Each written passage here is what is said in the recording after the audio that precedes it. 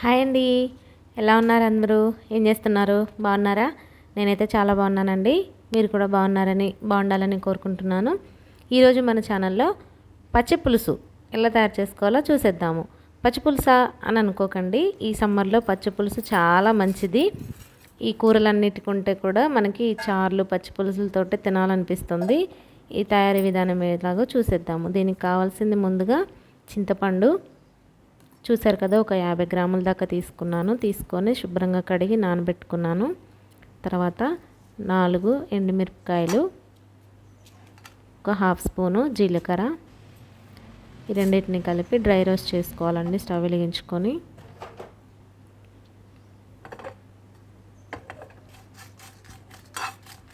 Oil వేయకుండా ఉత్తిగా dry roast చేసుకొని వీటిని చిన్న రోలు ఉంటే రోల్లో వేసుకొని ఒక 4 వెల్లుల్లి రబ్బలు ఈ వేయించుకున్న వాటిని మంచిగా దంచుకోవాలి కచ్చా పచ్చాగా. దీంట్లోనే సాల్ట్ రుచికి తగినంత,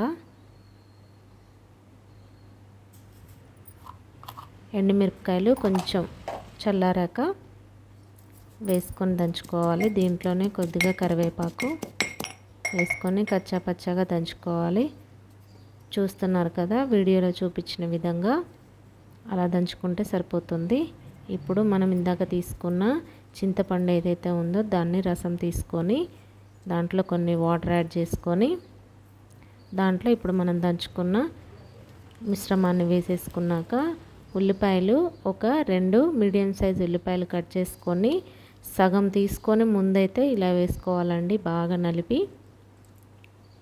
తర్వాత మనం వేసుకునే ఎండుమిరపకాయల మిశ్రమాన్ని ఉల్లిపాయలని రసంలో వేసాక అలా బాగా చేత్తో మిక్స్ చేసుకోవాలి. అప్పుడే దాంట్లో ఉన్న సారం అంతా మన రసంలోకి పడుతుందన్నమాట. ఇప్పుడు ఒక స్పూను ఆయిల్ వేసుకొని దాంట్లో కొంచెం ఆవాలు, ఒక హాఫ్ స్పూన్ ఆవాలు, కొద్దిగా కరివేపాకు, ఆవాలు వేగాక కరివేపాకు వేసుకొని ఇది కొంచెం వేగాక ఒక హాఫ్ స్పూన్ పసుపు వేసుకొని ఈ పోపుని మంచిగా ఫ్రై అయ్యాక ఇందాక మిక్స్ చేసి పెట్టుకున్న చింతపండు రసంలో వేసేసుకోవాలన్నమాట. ఇది కొంచెం ఫ్రై అయ్యాక చింతపండు మిశ్రమంలో వేసేసుకుందాము. ఇప్పుడు వేసుకున్నాక దీంట్లో మనం ఇందాక హాఫ్ అని చెప్పాను కదండి ఉల్లిపాయలు, మిగతా హాఫ్ ఉంటాయి కదా, ఆ హాఫ్ ఉల్లిపాయ ముక్కల్ని ఇప్పుడు యాడ్ చేసుకోవాలి. దీంట్లో వేసుకొని కలుపుకుంటే మన ఎంతో టేస్టీ పుల్లగా నోటికి తినాలనిపించేలాగా పచ్చి పులుసు రెడీ. మీరు కూడా తప్పకుండా ట్రై చేయండి, లైక్ చేయండి. నా ఛానల్ని ఇంతవరకు సబ్స్క్రైబ్ చేసుకోకపోతే తప్పకుండా సబ్స్క్రైబ్ చేసుకోండి. Thank you for watching. మళ్ళీ నెక్స్ట్ వీడియోతో మళ్ళీ కలుద్దాం. అంతవరకు బాయ్.